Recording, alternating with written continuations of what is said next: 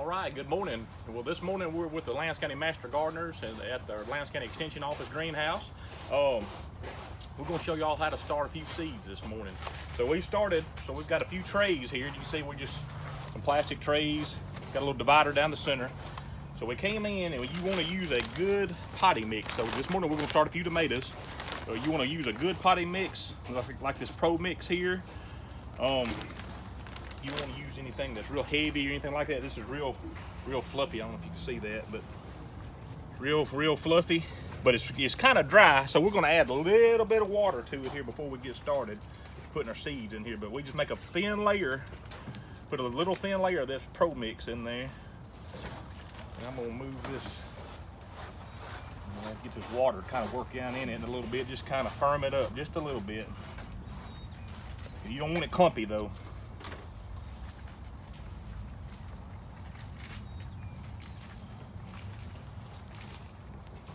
But now's the time to be doing this. This is what, February the 10th.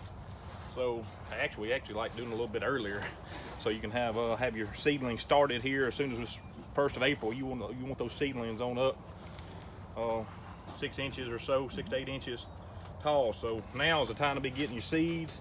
But this is so much cheaper starting it out like this than buying transplants. So this morning we're going to plant. We have some Cherokee purples. I know a lot of folks like that variety. These are a great heirloom, but there's 250 seeds in this packet, and we're going to put all 250 seeds in this one tray right here.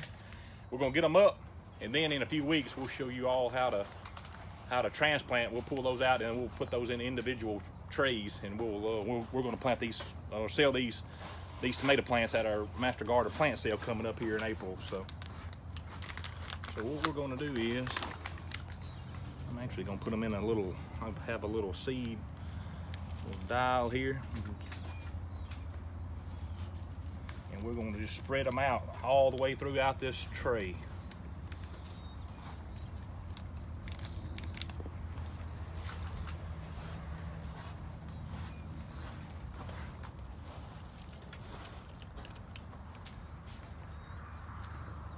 One thing I like about this little tool here, you can order these off of pretty much any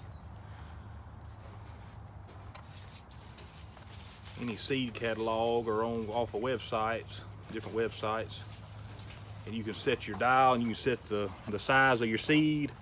I don't know if you can see that. It has a whole different little dial. You can anyway. So I'm gonna set it here. It's just easy way. I don't know if you can see that. It's an easy way to just kind of spread those seeds out throughout your tray here. Like I said, there's 250 seeds in that little packet. Doesn't look like it, but we're going to spread those out the best we can throughout our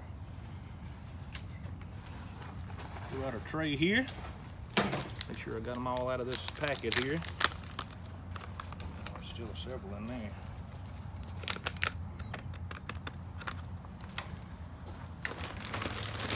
So next step, we're going to get some vermiculite and do a thin layer over the top.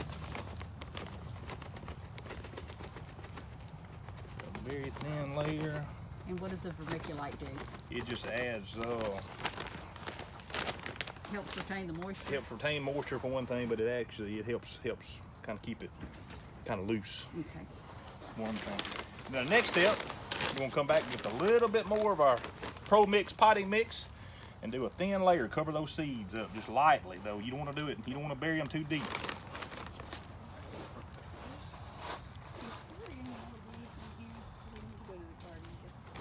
Just a real thin layer here. All right, that's enough. And then the next step, we're going to lightly water them in.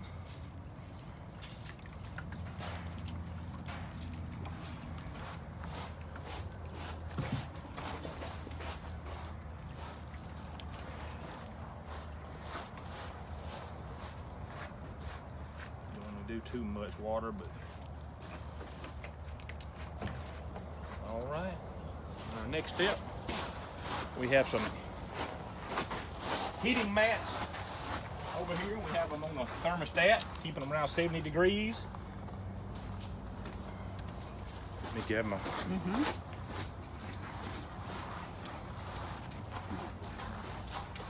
another imperative tip.